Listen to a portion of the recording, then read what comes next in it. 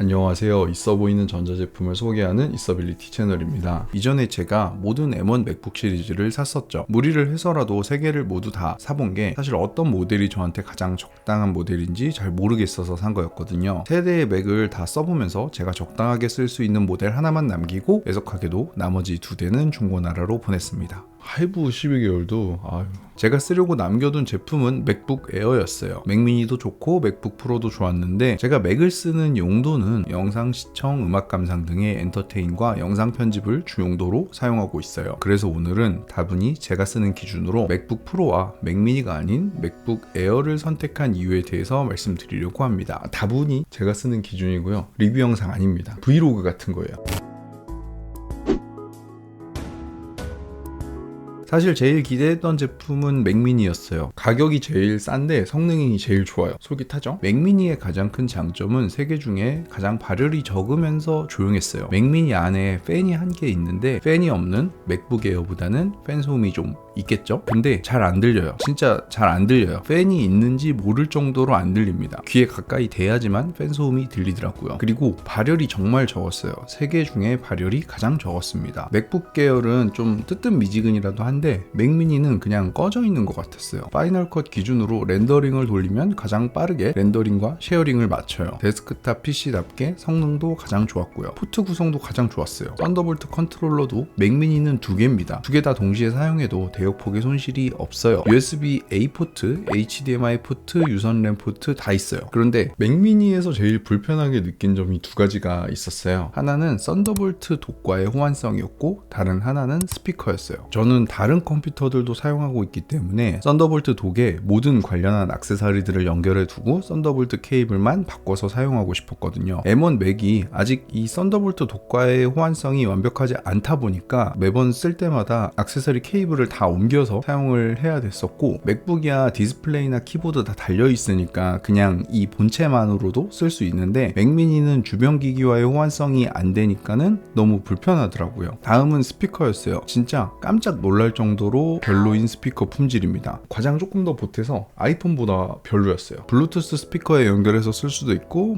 이어폰을 연결해서 쓸 수도 있지만 기본 스피커가 가장 기본 값이니까 가장 빈번하게 사용을 하는데 들어줄 수 있는 수준이 아니었어요.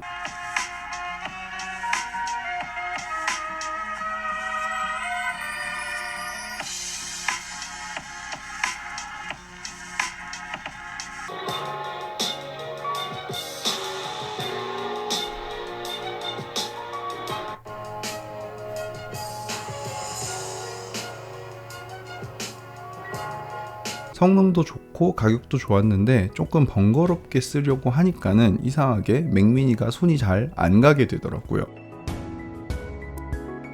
다음 맥북 프로입니다. 200만원 정도의 예산으로 맥북을 한 대 사려고 한다. 저는 맥북 프로를 추천드릴 것 같습니다. 맥북 에어 대 맥북 프로 40만원 정도 가격 차이가 나는데 그 정도를 투자할 수 있다. 맥북 프로를 사세요. 작업용, 엔터테인용 절대적으로 맥북 프로가 더 좋긴 좋아요. 디스플레이도 조금 더 밝고 스피커 품질도 좀 더 좋고 작업용으로 쓰기에도 발열도 더 적고 더 빨라요. 배터리도 맥북 프로가 더 오래 갑니다. 트랙패드도 더 커요. 맥북 프로가 조금 더 무겁지만 못 들어줄 무게는 아니고요. 40만원을 투자할 만한 가치는 충분히 있다고 생각이 들어요. 금전적으로 좀 더 여유로우면 맥북 프로가 아마 구매를 하셔도 훨씬 더 만족스러울 것 같기도 합니다. 그런데 왜 저는 맥북 에어를 골랐냐? M1 맥북 프로가 좀 더 빠르고 쾌적할 수는 있겠죠. 그런데 제가 편집하는 수준이 많은 트랜지션이나 화려한 효과가 있는 영상이 아니고 맥북 프로를 선택할 만큼의 성능차가 느껴질 만큼의 영상을 제작하는 게 아니었거든요. 저는 M1 맥북으로 넘어가면서 기존의 인텔 맥북을 처분하려고 했어요. 그래서 성능 부분을 생각해서 맥미니나 맥북 프로에서 램 옵션을 더 추가해서 쓰려고 했었어요. 근데 아직 파이널 컷 플러그인이나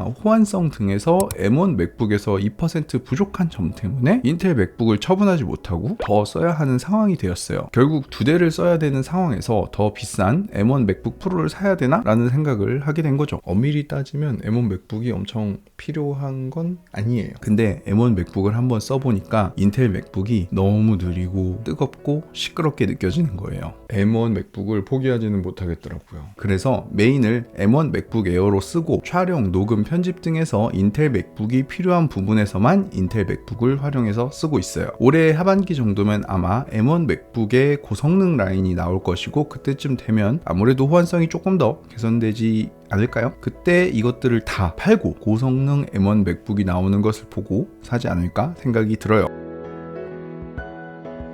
제가 선택한 맥북 에어의 옵션은 가장 기본 모델이에요. 8코어 CPU에 7코어 GPU, 램 8기가에 용량만 512GB SSD로 늘렸어요. 물론 용량은 개인적인 사용 습관에 따른 선택이고 외장 SSD 등 보완제가 있기 때문에 256GB도 충분할 수도 있어요. 이미지, 영상, 작업용 파일들이야 외부로 저장할 수 있지만은 어플리케이션과 같이 반드시 맥에만 저장해야 되는 파일들도 있어요. 더욱이 iOS 앱들을 사용할 수 있게 되면서 iOS에서 생성되는 파일의 대다수가 자동으로 맥에 저장되기도 하고요. 읽기 쓰기 속도도 외장으로 연결하는 SSD의 속도와 메인보드에 바로 붙어서 연동되는 SSD의 속도는 비교할 수 있는 수준이 안 돼요. 앞으로 3년 4년 이상 이 맥북이 아이폰, 아이패드의 역할까지 일부 가져간다고 생각했을 때 지금 기준에서 CPU 램을 높이는 것도 중요하긴 하지만 용량을 높이는 게 저에게는 조금 더 나은 선택일 것 같다라는 생각에서 용량을 늘리는 옵션 만 선택을 했습니다. 제가 3개의 모델 중에 맥북 에어를 가장 추천해서 맥북 에어를 고른 건 아니에요. 제가 사용하는 환경과 용도가 맥북 에어에서 가장 적당했기 때문에 고른 거예요. 다분히 저의 개인적인 경험을 영상으로 담은 것이니 참고만 해주시고, 보시는 분들이 맥을 선택하시는데 조금이나마 도움이 되셨으면 좋겠습니다. 오늘 영상은 여기서 마무리하도록 하겠고요. 다음 영상에서 뵐 수 있도록 하겠습니다. 감사합니다.